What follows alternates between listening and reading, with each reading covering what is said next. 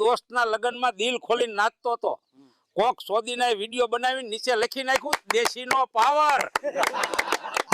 એ આંડી દાંડી ઢોલની દાંડી ઢોલે મારો ઢીકો. जब जेब में हो गड्डी तब हर लड़की बोलेगी खोल दो मेरी चड्डी.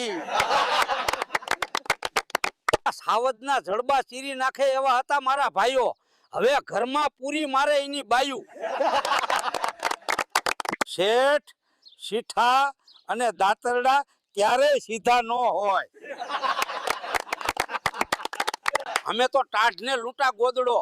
मैं का दम था मुझे ऐसी जगह सुवाड़ा जहाँ गोदड़ा कम था.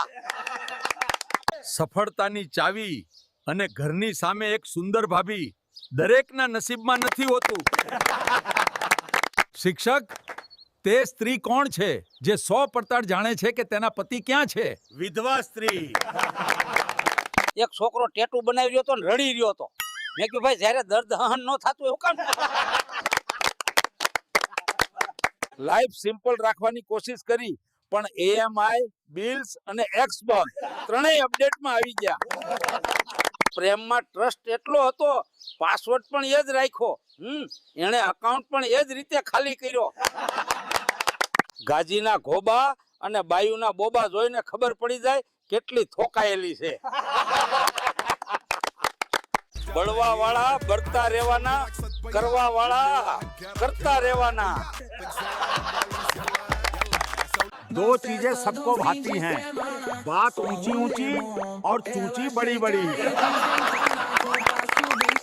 ગીલું થઈને લસલસ થયા પછી પણ કઈ જાનું હજુ તો ઓઇલ મસાજ બાકી છે.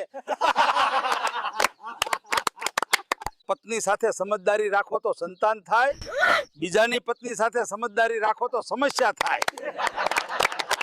ટાઈટ થઈ ગયા પછી પણ કહે હજુ ઢીલું છે.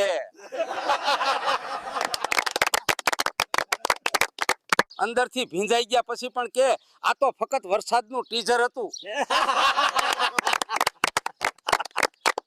અંદર સુધી ગયા પછી પણ કે જાનું હજુ તો એન્ટ્રી ગેટ છે.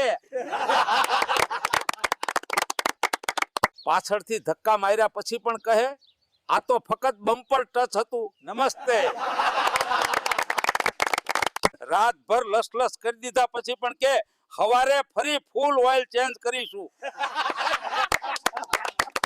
અંદર સુધી ધકેલીને અટકી ગયા પછી પણ કહે જાનું હજુ તો ડીપ પાર્કિંગ બાકી છે.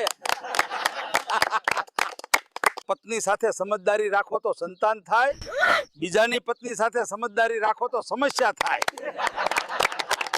3 વાર કર્યા પછી પણ કહે જાનું હજુ તો વોર્મ અપ છે. આપણા ગામમાં વિકાસ એટલો થયો છે કે હવે વાંદરા પણ વોટ માંગવા આવે છે.